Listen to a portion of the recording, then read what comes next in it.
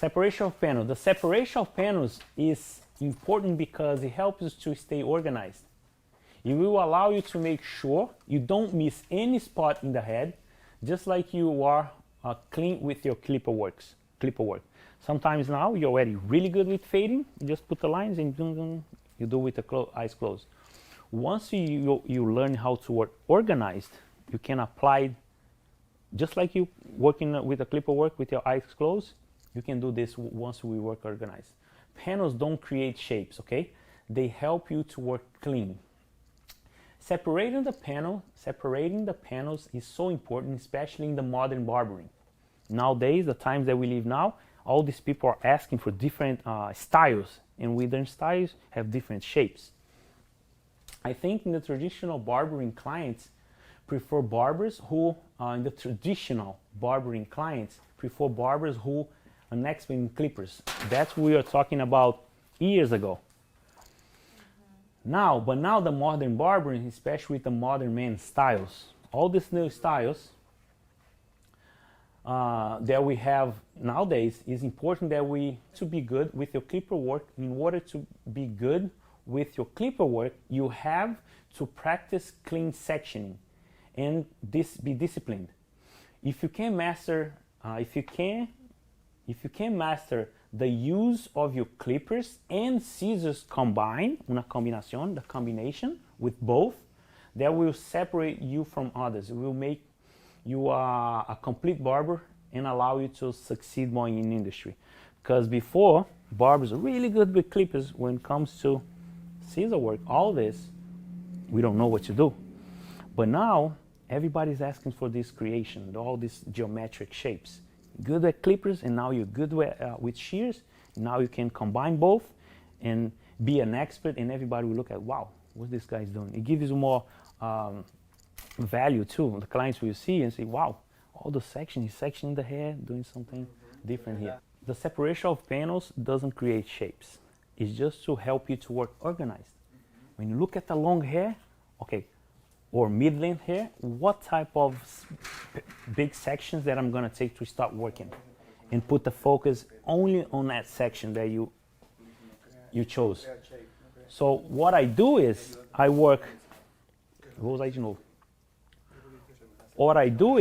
use a square separation of panels to work with long hair, because I do different panels. So what I do when I look with long hair, I do one big section on the top, and then on the sides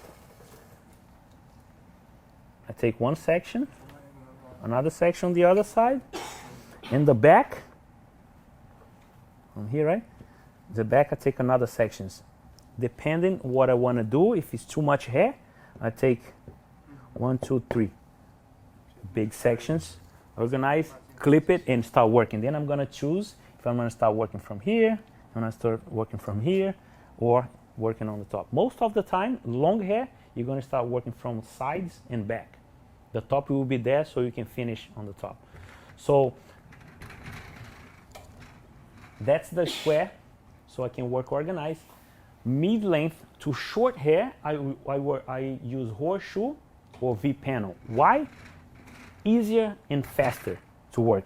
So why are you work with a horseshoe section? First of all, it helped me to do a really quick section on the top to be organized, and allows me to save my crown.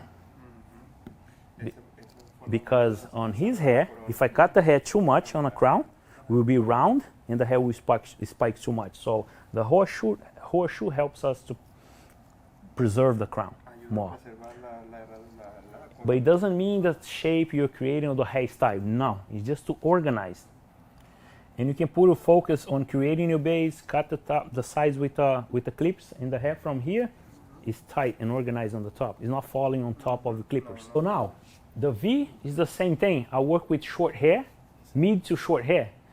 How do I create those V panels? So we have our higher recession. If you look at each one of you, everybody, they have more rounded because they are more feminine. The woman, you don't have that square thing, right?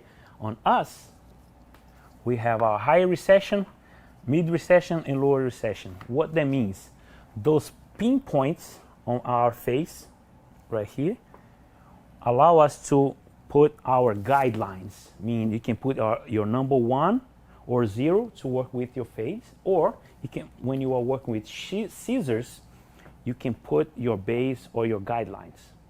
So that's how we work with shears. We're gonna learn now how we work with. Just look at it, and then we're gonna practice. So to be able to section this hair, we're gonna work on the higher recession, above or lower, on the base area. It can't be too much on the area 3 or 5 or 1. We have to work around where the base is. Okay?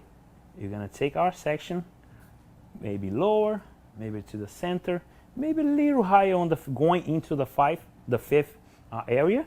We're gonna take the section that we chose to work with. If it's triangular, if it's square, if it's horseshoe, and we're gonna section, tie it up, and then we're gonna start sectioning the top.